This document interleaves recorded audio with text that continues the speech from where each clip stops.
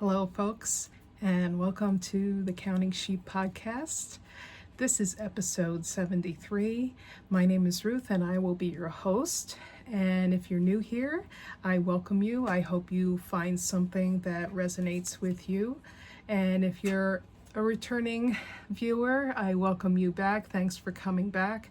My podcast, my little corner here in the YouTube universe, deals with mostly fibery acts, mostly crocheting, knitting, and spinning, and anything that I get up to in and around my small sheep farm here in Vermont.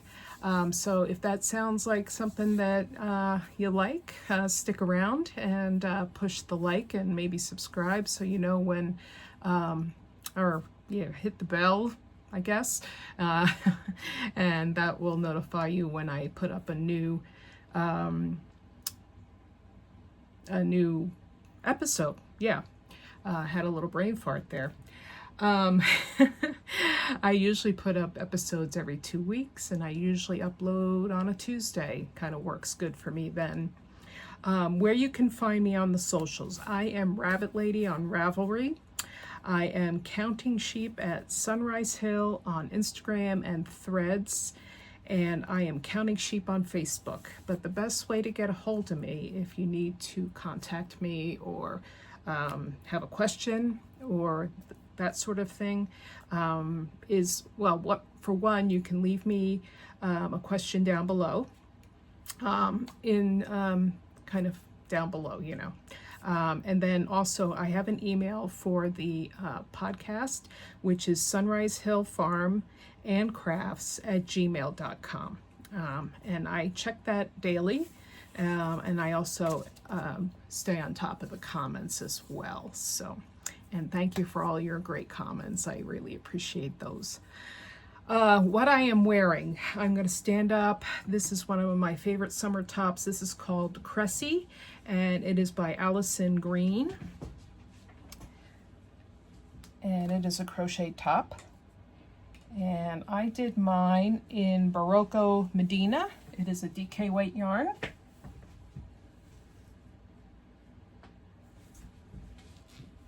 Yeah, I think it's been a couple of years now. I've had a couple of summers worth of wearing this. Yeah, and it's kind of a nice, this time of year when it's starting to heat up, and I think we're going to be in for some hot and humid weather this week coming. So I'm starting to bust out all of those really short sleeve type of cotton content type of garments. So this is definitely going to be in the rotation this week.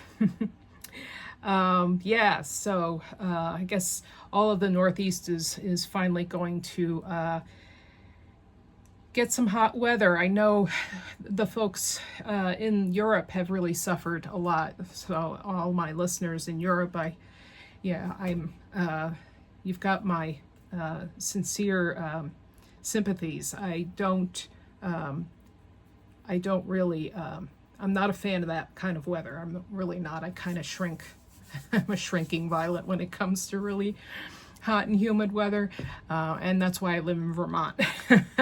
And usually Vermont does not really get a lot of hot and humid weather, but a couple times a summer we'll get a stretch where there's a heat dome and we get stuck in it. But lucky for us, we live on kind of a hill where there's usually a breeze that comes through, but when that breeze dies down, it can get pretty ugly as well. So, but we cope with it. We put the fans in and that sort of thing. So it's just keeping our elderly animals comfortable as well, and keeping them out of the heat stress. So, all right, I have some crochet, this time knitting, and just a wee bit of spinning. And so I'm going to dive right in. For crochet, as you know, I am participating in the Summer of Socks crochet along, I guess it is. This is being put on by Karen Hooley, who is a well-known crochet sock designer. She is putting out 3 crochet sock patterns this summer, one per summer month. So she's already put out the June one. She's due to put out the July one tomorrow on July 1st. However, she did put out a teaser today on June 30th. This is she's put out the summer, she put out a picture, not the pattern. It is the summer sunset socks, and if I can, I'll put up a picture here. And that is launching tomorrow. And so I'm already kind of digging through my stash to try to find some some colors for that, and I want to get that on my hook as well. So that will be a future whip, and see how I get on with that. She's also having a drawing tomorrow for the ocean wave socks, which I showed on I believe it was the last podcast I showed that. I completed those. Pretty lickety split. Crochet socks go really fast, so yeah, and they fit really well too. That's because she has you try them on as you go, and that is really the key to fitting crochet socks, is trying them on as you go. So yeah, anticipating that, and I want to show you next my Starlight cardigan, and if you recall, this is the this Tunisian crochet pattern that I'm doing, and this is from Ashley Rivas. This is from her Tunisian crochet tops book, and I have it here just in case you want to look this book up. It's 14 beginner-friendly patterns. Yeah, highly recommend this book. It's got some really nice patterns in here, but that's the one that I'm doing there, and you can kind of see the texture on the picture there. And I have to say, I'm very, very happy with how this is coming out. I'm doing mine in Fiber Stash Dye Works, and she is a Vermont dyer, so very local to us here in Vermont. And this is her Tweety Toes sock yarn, which is 85% superwash merino and 15% nylon neps. So I'm going to turn this sideways just so you can see the neps better. And it's about 438 yards. So a lot of yardage on this, and it really is going quite far for this particular garment. All right, so I got one of the fronts done, which I'm very proud of. And this is really a very nice, relaxing crochet garment. Let me show you the stitch pattern there. Isn't that gorgeous? I am just loving it. And it really does allow for the neps to come through as well, you know. There is my ribbing, which I'm also really fond of. It's a really nice stretchy ribbing because it's done in slip stitch crochet. And then up here is where the shaping takes place for the neckline. So this is a slightly drop shoulder. This is the actual front opening. This will be the front opening of the cardigan. And so this is the front neckline, and that's where the shaping takes place, right along there. Yeah, she's done a really nice job of making a nice slope up here and then just finishing off on top here. I think I was one stitch off up here, but you know, one stitch is one stitch, you know, nobody's going to notice and nobody's going to count. So I'm far enough along on my journey as a maker that one stitch doesn't bother me. If I'm off 5 stitches though, that bothers me. So, but yeah, that's been truly fun. I like to show the back on this too. It's kind of nice and, you know, it's pebbly, but it's smooth too, you know. It's not, it's kind of a interesting back part to Tunisian. But yeah, and the drape, lovely. Just a really nice, you know, I get a lot of questions like, a lot of you know, I work for the Woolly Thistle, and people ask me, you know, how is the Tunisian crochet drape? And it really does depend on your materials, you know, like anything. Knitting can suffer from lack of drape as well. It depends on your gauge and your materials, and the type of, the size of hook or needle that you use.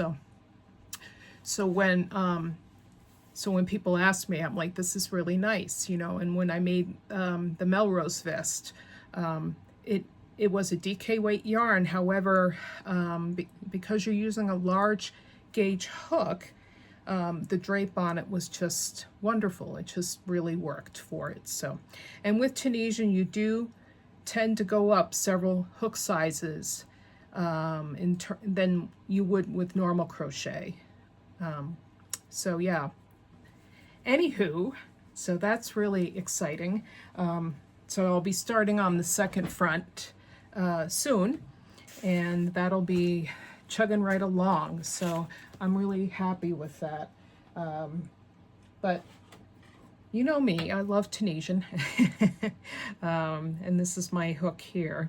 I have the Likey hooks, and yeah, and then I have these really nice flexible cords to go along with them. So alrighty, so that's the second thing in crochet I wanted to show you.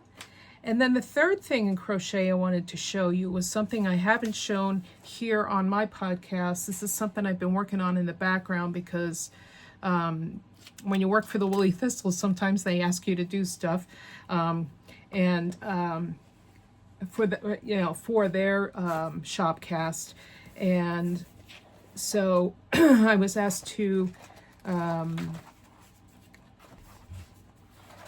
make a segment for crochet, and so I decided to make something out of this, which is the second iteration of Let's Crochet from Lina, this magazine. I really enjoy this magazine a lot. I mean, they do a really great job with patterns, and very nice. I mean, they really hit it out of the park. And what I chose to do for them is this zinnia top, which is a camisole really, but the construction on it is really interesting, and I'll tell you why. You see down here in this photo here, it has these beautiful motifs here. And this is where you start actually. You make these motifs first, and then the actual body of the camisole is worked sideways in a beautiful stitch, which goes by several names. But I've heard it be called cobblestone stitch and all sorts of different stitches. But basically it's a single crochet paired with a double crochet.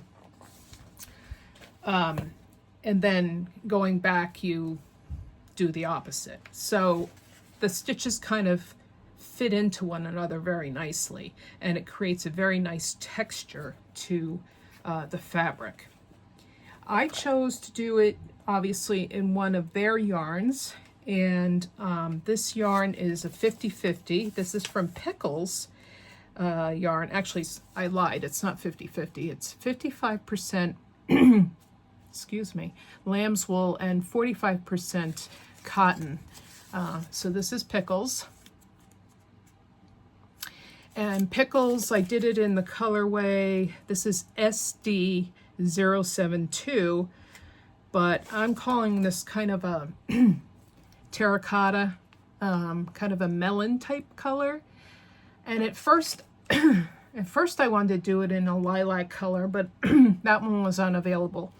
And then I decided, okay, it's summertime. Let's do something summery. So yeah, so this kind of jumped out at me. And I'm using a 5mm hook here, which once again, I did a couple of swatches for this because that's how it goes when you're using a different yarn from what the pattern calls for. So I had to bump up the size, because this is, I think, rated as a sport weight, and I believe they call for a DK weight yarn. So when it comes to sport weight and DK weight, you know, you're kind of playing between the two. Anyway, mine's not completely done yet, but it's almost done, because what I'm doing right now is just the trim on it. But I wanted to show it to you.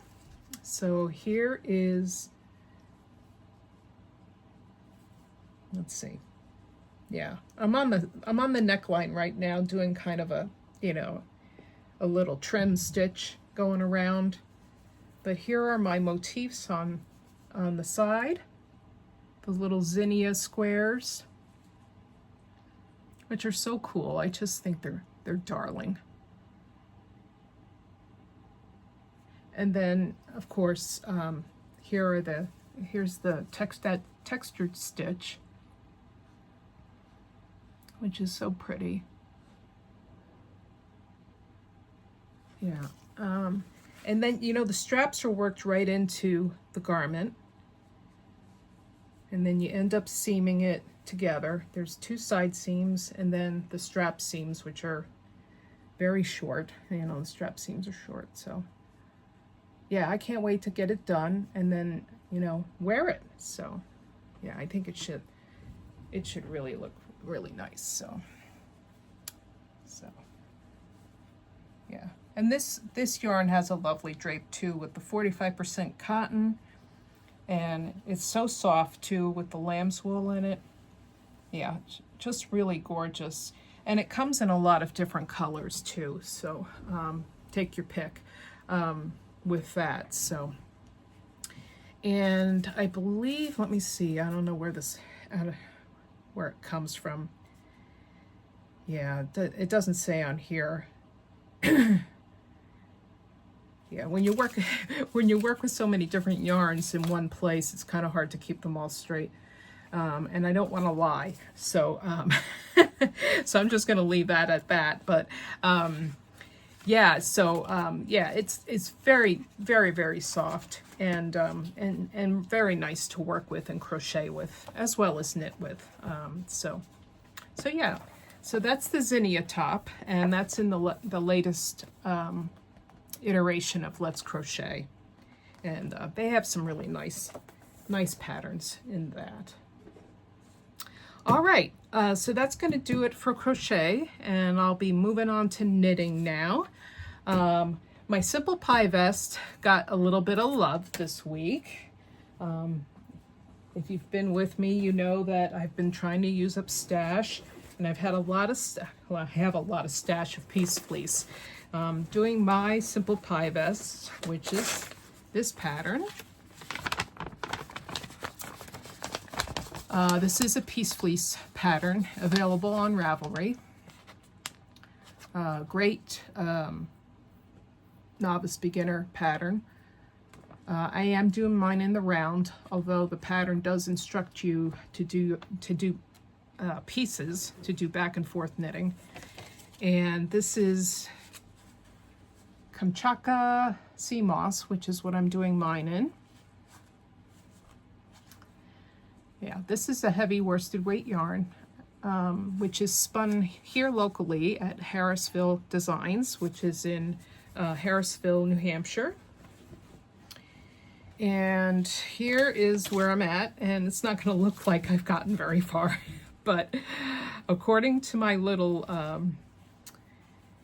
ruler here, which is from Twice Sheared Sheep, I have made it to about 8.5 inches. So, and so I need to get to 16 before I divide for the armholes. Yeah. So I'm just going round and round and round. It's good TV knitting, you know, if you're watching something you have to pay attention to. Yeah, so it's good, you know, you've got a movie on that, you know, you really need to sink your teeth into. But yeah, it's going to be a really good layering piece for the winter time. And yeah, I'm looking forward to getting it to the point where, you know, it's where I will split for the sleeves and that sort of thing. Although this week, I don't know if it's going to get a lot of love with the heat and humidity. This is kind of really heavy, you know, wool. Yeah, I think other things will get some love, but maybe not so much this, but unless I'm in an air-conditioned environment. So, but yeah, so that's my my little Simple Pie vest, but I highly recommend it for if you want to do a first garment, you know, no sleeves. So that's a good place to start. So next thing, I've made progress with my breed, which is not the correct pronunciation, but if you've been with me, you know I've been making this little kerchief by Kate Davies. This wonderful little item that I've fallen deeply in love with. Yeah, I bought her kit, and it came with 2 balls of yarn, the blue and the off-white. So cute. And I have gotten all the way to the top, so I've bound off all the steek stitches, and this is the one I'm going to do the steek tutorial on. And I just want to show you, it's kind of a weird shape. It looks like a weird little elf hat to me. So so here's where the steek is, these stripes that I have going all the way to the top.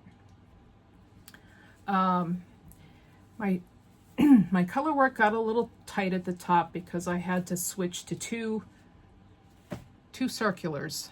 You know, I put half the stitches on one circular and half the stitches on another. But it's okay. It turned out. They do instruct after I snip the steek, words. After the steek is opened up, we're going to steam it. So that kind of will, it's going to help relax all the stitches and make them go into places where they should be.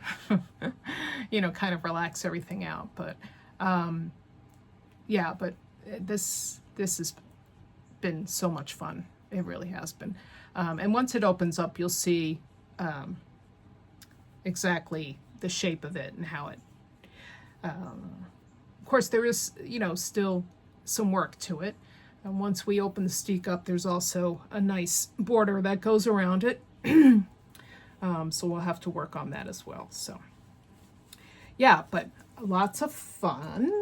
If you like color work, this is a really nice, quick dopamine hit, I think. So this is the Ooskit. Of course, you can do this in any fingering weight, of course. This is the Ooskit, and this is the Siller colorway. And then I have the Milwaukee Tweed, and this is the Locken. That's the Locken, yeah, that color. Yeah, so a lot of fun. So I'm glad it's all bound off now. I got this little weirdo loop up here, but I know that's gonna kind of tuck in and be a part of the fabric eventually, so I'm not too worried about that. Yeah. It's a great pattern, very clear, no problems with it at all. And that, I think, is it for knitting right now. And in spinning, this was another project that I did for the Woolly Thistle. They got in some really cool yarn, actually bats from Sweden, and I will put the name up here because I know I'm about to butcher it. But it's Hühner ach Ehr, and they have these beautiful minimally processed, although they are dyed, bats, and they in all sorts of colors, and all of them are kind of named after female names. And I chose a bat called Evelina, which is this beautiful red color. And this is only a very small part of the bat that I spun up. And I elected to do kind of a semi-worsted, which means it's kind of semi-smooth. It's got a little bit of air in it, so there's some lightness to it. And this is about a 25-yard skein I have here. I have a little bit of this here, but then I also have 2 skeins that I brought in so that they can show on their Shopcast. One of them I think turned out to be, anyway, altogether, I can't remember the numbers, but I think altogether it came out total about 300 yards that I got. But that's all to say that when you are spinning, it could be anything. It depends on how thin you're spinning, how you're plying. So there are all sorts of variables when it comes to spinning. So I could spin something totally different from the next person. So your yardage may vary, is what I'm trying to say. But I just love this color. I mean, it's just absolutely gorgeous. So yeah, it's great. So yeah, that's my little spinning jaunt here. So all right, so that's it for the fibery content. I just wanted to say, just as I'm kind of looking at the sky right now. I think we're getting some weather coming through, maybe a thunderstorm or something. I had the extreme pleasure of having Holly from Amity Knitters here over the weekend. She came up for a little bit of an interview. She interviewed us on the farm here, got to meet the sheep, and also we sat and had a little chat. It was great to meet her. She has her own YouTube channel, so I encourage you to go over there and check her out. Not quite sure when my interview will be up, but I will make sure to let you know here on my channel as well as my Instagram when that goes up. She had some really great questions for me. She really kind of picked my brain. So thank you, Holly. I'm glad you got me thinking. It really is a great community to be a part of here on YouTube, and we can't do that without you viewers, and I want to thank all of you for supporting me so much. And I realize that I come on here and I share with you all the things that I make, and I ask you what you would like to see, and I'm glad that I have that feedback with you, that you would like to see what you would like to see from me, because we all come to these crafts from different places, I think, and we don't know everything. I certainly don't know everything. And so I was so glad when I reached out and asked everyone if you would like to see a steek video. I am not the world's best steeker. I don't claim to be. I only do steeks one way. I don't want to take it for granted that everybody knows everything. You know what I'm saying? I think we all can learn from each other, and I think that's the beauty of YouTube and the beauty of sharing here on YouTube. So I hope going forward that I can share more of what I know, and that we can all kind of continue with the community and share amongst ourselves, and share in the comments and that sort of thing. So and that can continue to go on, and we can all, kind of benefit from it. So anyway, my 2 cents, and that's kind of I guess that's all I had to say. So yeah, that'll do it for me for this 2 weeks. I will see you again in July. If you're in a warm climate, stay safe and stay cool. Listen to your body. If it's getting hot, try to cool down and get inside. Yeah, I intend to do that. Yeah, and keep crafting, and I will see you in 2 weeks. So take care now. Bye-bye. Dora.